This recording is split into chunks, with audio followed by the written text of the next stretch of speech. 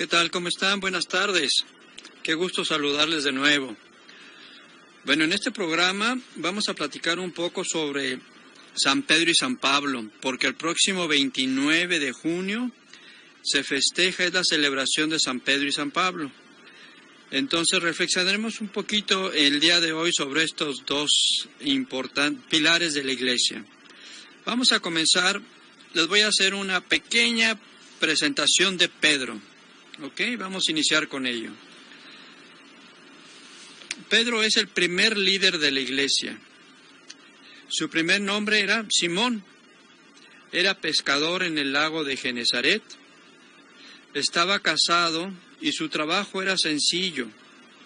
Tenía una personalidad intensa y contradictoria, con grandes cualidades, pero también muchas limitaciones. Era amable e iracundo, fuerte y débil, generoso, pero también interesado, dócil, pero también terco, creyente en momentos e incrédulo en otros. Sin embargo, Jesús confió en él y lo trató como amigo cercano. Jesús siempre confió en él, a pesar de que Pedro lo negó durante su pasión. Después de la ascensión del Señor, Pedro ocupa el primer puesto entre los apóstoles. Su liderazgo es claro. En todas las listas de los 12 aparece en primer lugar.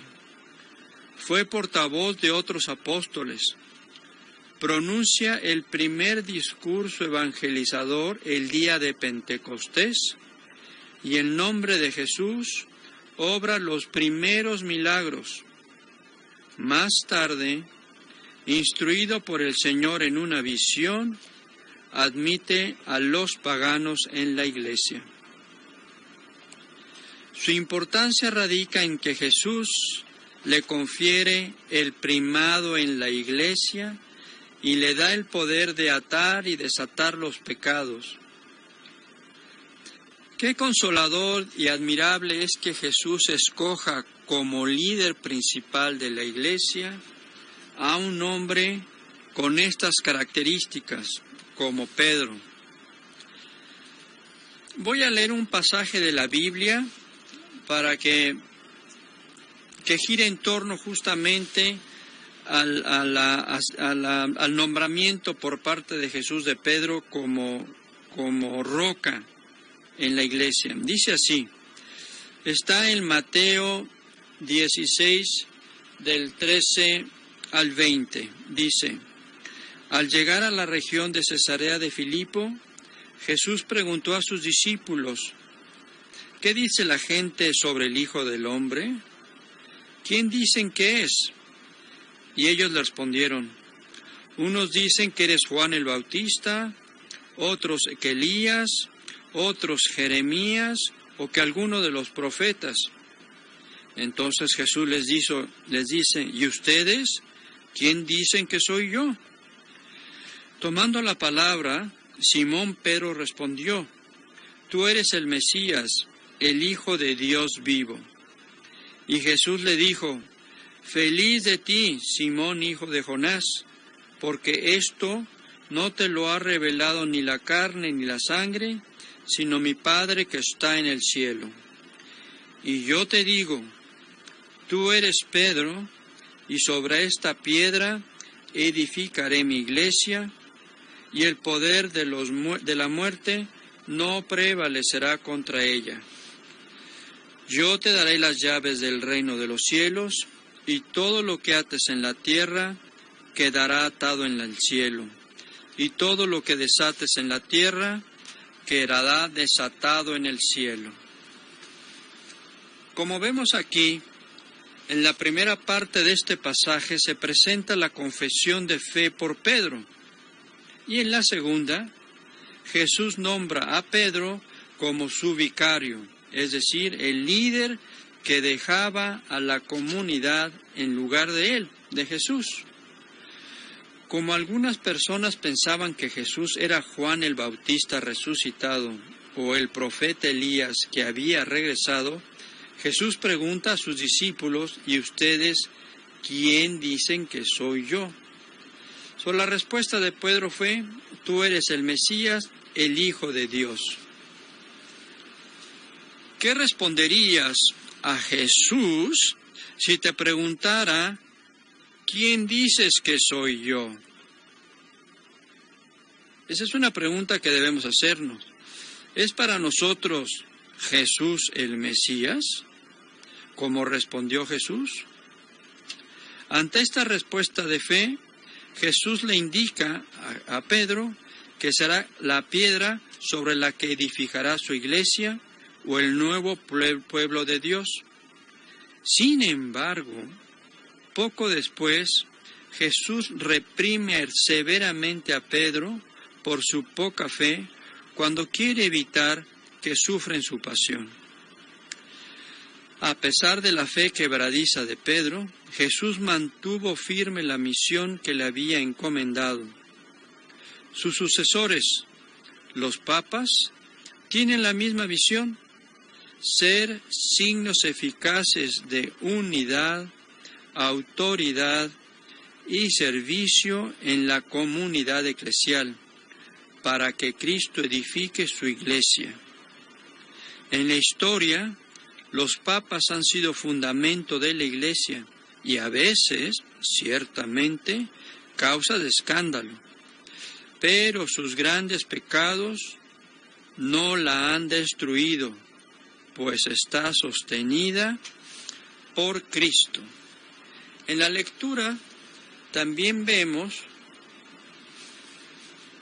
que Jesús nombra a Pedro, dice, el símbolo de la roca.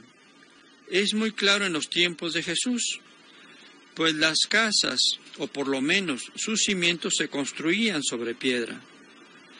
La piedra angular era fundamental y tenía que ser siempre firme y duradera, pues sobre ella se construían las primeras paredes del edificio. De ahí que Jesús se identificara a sí mismo con ella, al decir: la piedra que rechazaron los constructores se ha convertido en la piedra angular. En la historia de salvación, el cambio de nombre significaba una conversión, como Jesús le dijo a Simón: de ahora en adelante tu nombre será Kefas, que quiere decir roca. Pedro. El libro de los Hechos de los Apóstoles y las cartas muestran que la comunidad cristiana se dirigía siempre a Simón con su sobrenombre Pedro, indicando así lo que más tarde se llamaría la primicia o el primado de Pedro. Pedro fue el primero de los 265 papas que ya han pasado por la Iglesia. Con las palabras: yo te digo, tú eres Pedro, y sobre esta piedra edificaré mi iglesia, y el poder de la muerte no prevalecerán sobre ella, Jesús fundamenta el liderazgo de Pedro. El Papa es el líder supremo o el sumo pontífice de la Iglesia. Ejerce su liderazgo como vicario de Cristo, o sea, en lugar de Jesús, en lugar de Cristo. Los católicos aceptamos el liderazgo del Papa por nuestra fe en la sucesión apostólica desde Pedro. Cuando el Papa habla ex cátedra, es decir, desde la silla, sus palabras se consideran infalibles. Esto requiere que el Papa tenga la intención de declarar una doctrina de fe o de moral como verdad que no se puede cambiar y que vale con la autoridad apostólica como pastor de todos los cristianos, no solo de un teólogo. Para elegir a un nuevo Papa, el colegio cardinalicio forma formado por todos los cardenales del mundo, se reúnen en un cónclave y ahí permanecen hasta que quienes tienen menos de 80 años de edad, el día en que se abre la vacante, se elige a uno con 2/3 partes de su voto. Muy bien, aquí voy a comentarles un poquito sobre nuestro Papa Juan XXIII. Juan XXIII es una de las personas más importantes de la Iglesia contemporánea. Su papado fue de 1881 a 1963. Fue ciertamente un corto papado. Marcó una nueva etapa, él vivió de 1881 a 1963, pero su papado fue de 1958 a 1963, unos pocos años nada más. Sin embargo, su papado marcó una nueva etapa en la Iglesia, en la que hoy día inclusive estamos inmersos. El nombre de ese papa que muchos ya conocen se llama Angelo Giuseppe Roncalli. Nació en Italia en una familia humilde de agricultores. Entró muy joven al seminario, donde inició la práctica de redactar unas notas espirituales, práctica que continuó hasta su muerte y quedaron recogidas en un libro que se publicó después de su muerte que se llama Diario de un alma. Se ordenó a los 23 años. Fue formador en el seminario de Bérgamo y ejerció de capellán durante la Primera Guerra Mundial. Al terminar la guerra, dedicó tiempo a la juventud, a la pastoral juventud. Ya como obispo, presidió la obra pontificia para la propagación de la fe y fue delegado apostólico en París, en Turquía y en Grecia. Fue nombrado obispo, presidió la obra pontificia fue nombrado cardenal y al morir Pío XII fue elegido papa a los 77 años. Era una persona alegre, generosa, sencilla, gentil, emprendedora y valiente. Recorrió las parroquias de Roma, algo que no habían hecho sus predecesores, y dignificó las condiciones laborales de los trabajadores. Al principio de su papado vio la necesidad de poner a la Iglesia al día con las exigencias del mundo moderno. Con esta meta en mente, convocó el Concilio Vaticano II, un evento que renovó y revitalizó la Iglesia significativamente y la misión en sí de la Iglesia, cambiando la cara del catolicismo. Y además escribió 8 encíclicas.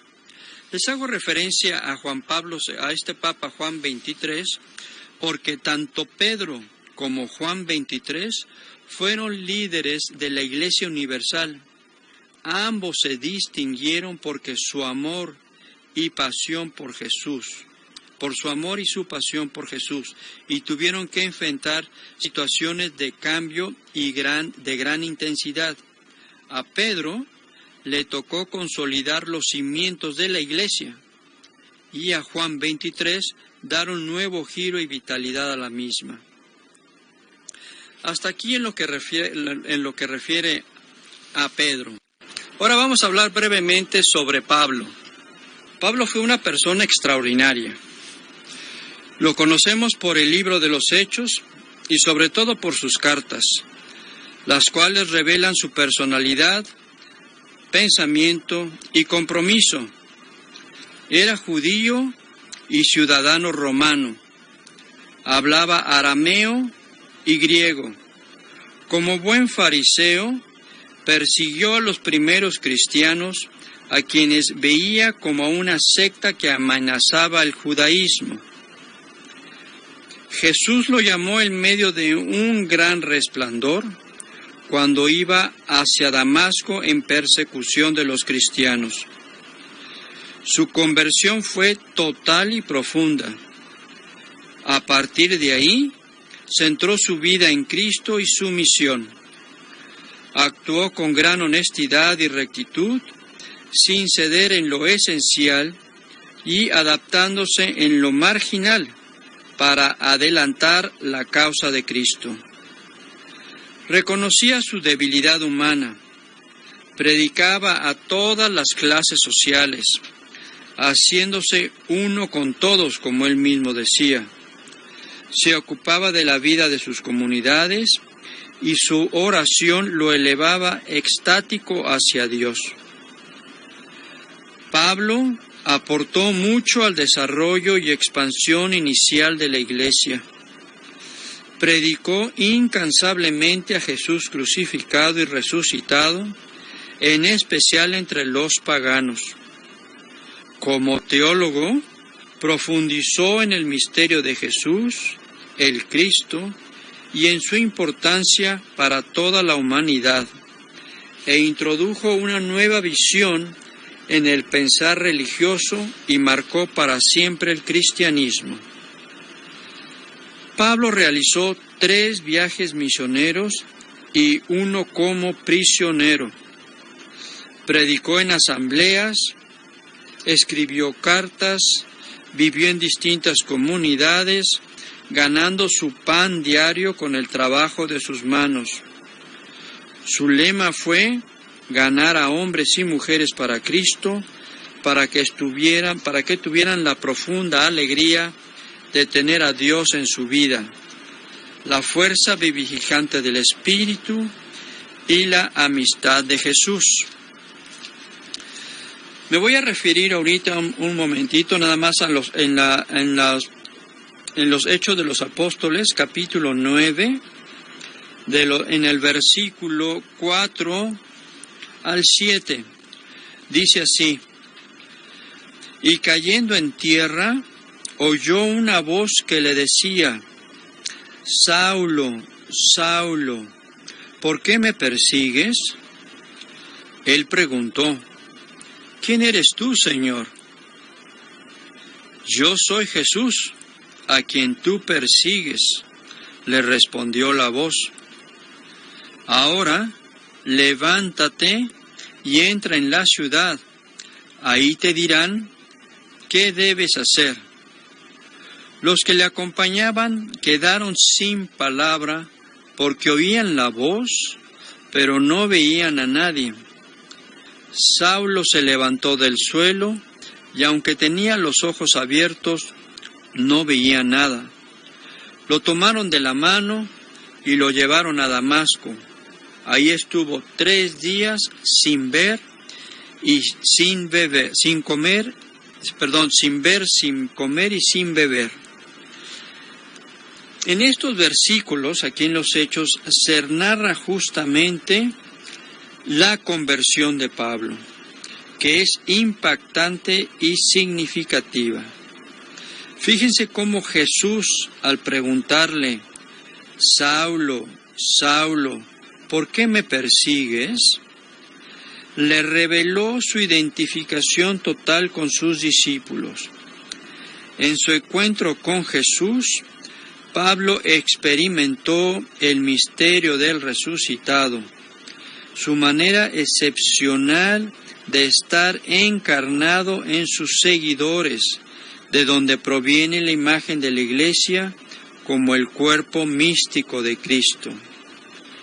Esta experiencia lo convirtió de perseguidor de los cristianos a seguidor de Jesús y apóstol incansable.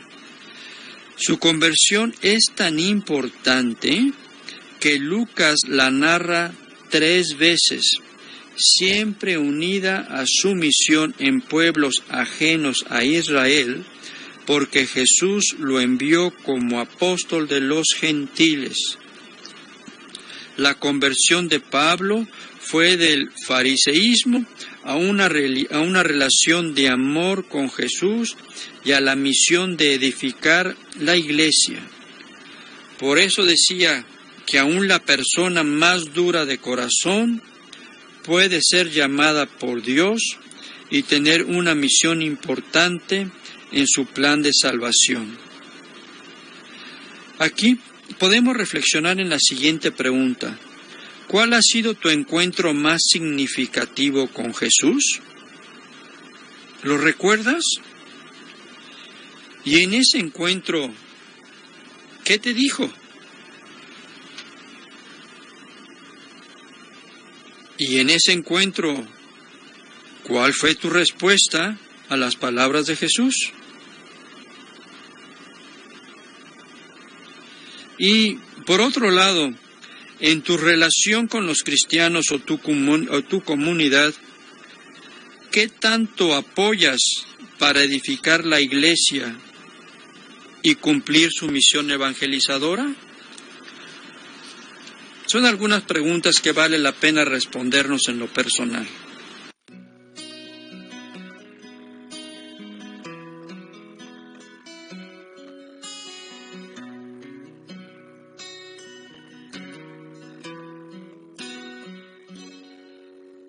Gracias, Señor, por llenarme de amor cuando yo lo necesito.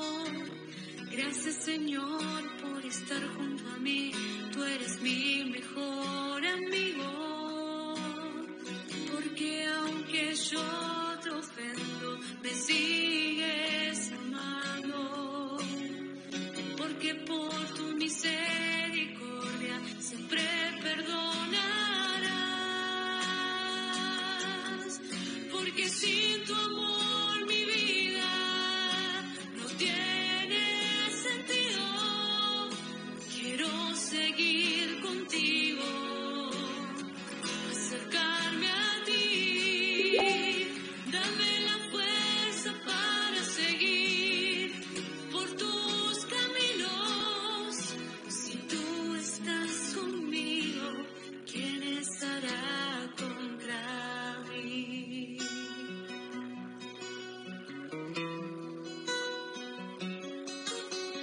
Gracias, Señor, por darme un corazón con el cual puedo amar. Gracias, Señor, por darme la lección de seguir por tus caminos. Porque aunque yo te ofenda, me sigues amando. Porque por tu misericordia siempre perdonarás. Porque sin tu amor mi vida no tiene sentido. Quiero seguir contigo, acercarme a ti. Dame la fuerza para seguir por tus caminos. Si tú estás conmigo, ¿quién estará contra mí? Bueno, hermanos, ahora sí que ya Salvador nos hizo una plática, nos preparó y también pues nos está invitando a seguirlos, ¿verdad? Ahora sí que como discípulos tenemos que seguir a nuestro Señor. Ellos, cada uno dio su vida por nuestro Señor y bueno, pues no podemos hacer menos que ofrecer nosotros nuestra vida a nuestro Señor. Por tanto amor, por todo lo que nos da. Y por eso hoy les quiero pues hacer un pequeñito resumen. Hace unos días tuve la oportunidad de conversar y compartir con varias chicas de la iglesia de María Madre del Redentor acerca de lo que es la gratitud, ¿verdad? Porque pues nuestro Señor simplemente algo tan grande como es la vida que nos la dio a cada uno de nosotros, entonces pues ahí debe empezar nuestra gratitud. Y un poquito es compartirles que esta gratitud es llevar un sentimiento humano a los demás también y se caracteriza porque genera paz, cordialidad y reciprocidad. Es bien importante que lo hagamos un hábito y que no solamente nos fijemos en lo que no tenemos, porque luego eso es lo que nos mueve nuestro corazón, nuestras actitudes, y en lugar de agradecer, nos quejamos todo el tiempo. Aquí les quiero compartir algo que yo escuché y decía: quien no tiene nada que agradecer es porque solamente se fija en lo malo. Entonces, pues hermanos, ojalá que no seamos de esos que no tenemos nada que agradecer porque solo nos fijamos en lo malo. Quiero compartirles aquí un versículo que es muy lindo. Dice, es de la primera de Tesalonicenses 5:18. Den gracias a Dios en toda situación, porque esta es su voluntad para ustedes en Cristo Jesús. ¿Se fijan? Dice, no dice nada más cuando te vaya bien, nada más cuando estés feliz, nada más cuando hayas logrado lo que te proponías por intercesión de Él. No, en toda situación. Y hay otra muy linda que es de Colosenses 4:2. Dedíquense a la oración y sean constantes en su acción de gracias. ¿Se fijan? Por eso les compartía que lo teníamos que hacer pues como un hábito. Si todos los días, compartíamos hace unos días con las chicas, que deberíamos de hacer, y me imagino que ya muchos de ustedes que nos están escuchando, pues hacen una evaluación al final de su día, a donde ven tantas bendiciones que hemos recibido. Y no van a creer, les quiero platicar porque hicimos un ejercicio muy lindo ese día. Hubieron personas que encontraron hasta 40 acciones, cosas para dar gracias solamente de un día. O sea, hicieron una lista y contaron 40 acciones para dar gracias. Imagínense qué belleza. Otras llegaron a 15, hubo ahí una variedad, pero lo más lindo es ver que podemos llegar hasta 40 solo por un día. Quiero compartirles algo muy lindo que también nos dejó Santa Teresa de Calcuta. No hay mejor manera de demostrar nuestra gratitud a Dios y a los hombres que aceptarlo todo, incluso los problemas, con gozo. La verdad que es una belleza y solo por eso se las voy a volver a leer. Es de Santa Teresa de Calcuta. No hay mejor manera de demostrar nuestra gratitud a Dios y a los hombres que aceptarlo todo, incluso los problemas, con gozo. Entonces, bueno, como que nos empieza a dar otra visión de cómo debemos ver la gratitud. ¿Cómo vivir esta gratitud? A ver, les voy a dar aquí unos pequeños ejemplos. Fijarse en las cosas, reconocer lo bueno que hemos recibido, no lamentarnos, cuidar los dones y ponerlos en uso, saber disfrutar de lo que nos toque vivir, pensar en los otros y dar gracias, recibir con alegría y valorar los sacrificios y esfuerzos de los demás, de los que nos aman, de los que nos comparten, y no ver qué es lo que no nos dan. Algo bien importante que tenemos que tener claro aquí es la humildad, porque la humildad nos va a ayudar a reconocer lo que hemos recibido. El humilde es una persona agradecida con Dios y con los demás, en contraposición de lo que sería el egoísmo, que el egoísmo nos hace sentirnos que somos merecedores de todo y que tenemos el derecho de exigir y por supuesto de no agradecer. Imagínense, vean la diferencia de la humildad y el egoísmo. También vemos la soberbia que existe. O sea, la persona que es soberbia, ¿qué es lo que espera? Solamente recibir. Y por supuesto, no es agradecido. Y en cambio, la persona que es humilde, en lo único que piensa es en agradecer. Entonces, bueno, yo les quiero compartir que ahora en casa aprovechemos este fin de semana y seamos agradecidos. ¿Cómo? Con una sonrisa, haciendo lo que nos toca, con cariño, sin quejas, agradecer con gestos, y acciones. Ya saben, no poner ojos matadores, agradecer en la mañana un nuevo día, agradecer en la noche por haber vivido ese día, también con nuestros pequeños, con nuestras parejas, con nuestros amigos, agradecer por los alimentos que tenemos día a día, por el techo que Dios nos da, por el vestido, por la salud, aunque algunos estemos enfermos, pero seguimos vivos y nos quiere aquí.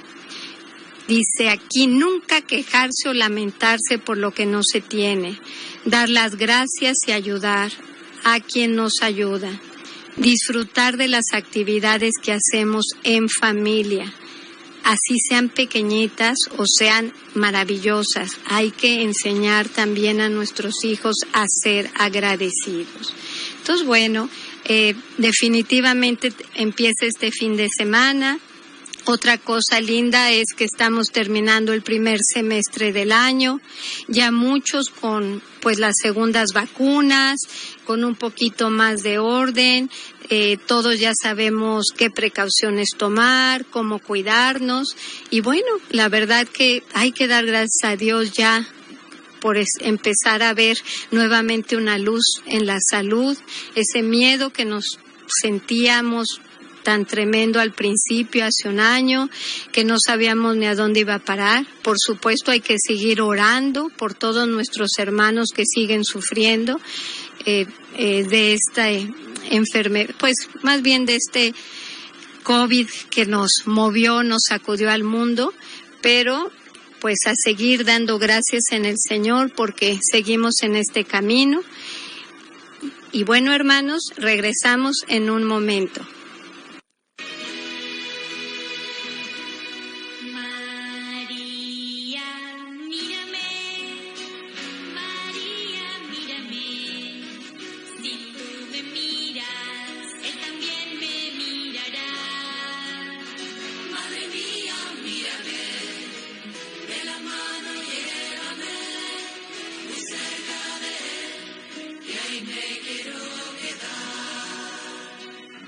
María,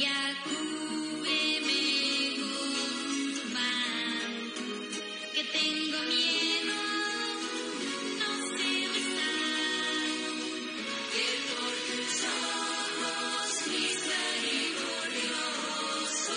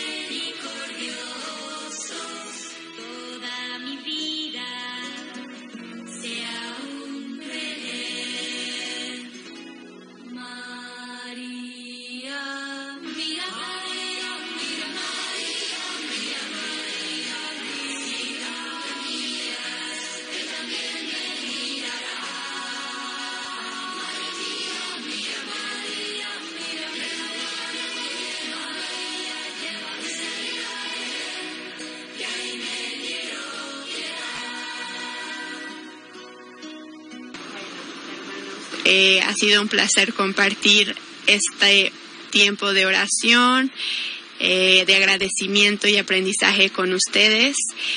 Y para terminar, me gustaría compartirles 3 avisos. El primero es que comienza la adoración eucarística este viernes 2 de julio de 10 a.m. a 5 p.m. Una noticia muy buena es que las misas ahora ya tienen capacidad de 190 personas. Entonces, eso es una gran noticia, otro motivo para agradecer por esa bendición de que ya podemos otra vez compartir con más de nuestros hermanos y hermanas.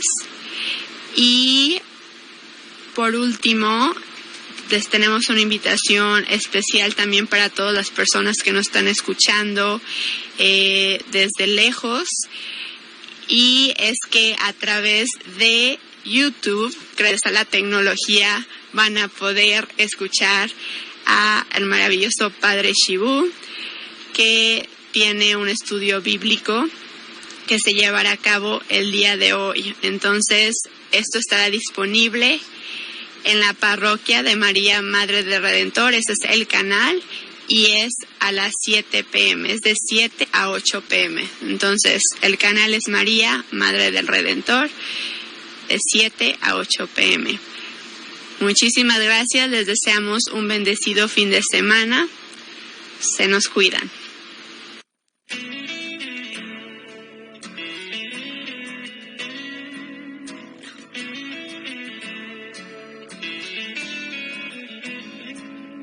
Le abriste tus brazos y tu corazón, afianzaste sus pasos, confiaste en Dios, tomando su mano, lo viste crecer, fuiste su padre del alma, oh buen San José, fuiste su padre del alma, oh buen San José. San José, amigo y padre, tu corazón abriste a su amor. San José, fiel siervo de Dios, escuchaste su voz y acogiste su vida, la de Jesús Salvador.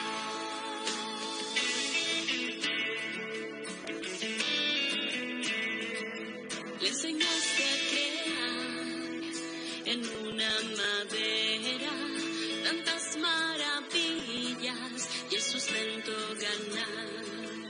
También le enseñaste a tallar en su vida el valor del trabajo y de la verdad, el valor del trabajo y de la verdad. San José, amigo y padre, tu corazón abriste a su amor. San José, fiel siervo de Dios, escuchaste su voz y acogiste su vida, la de Jesús Salvador.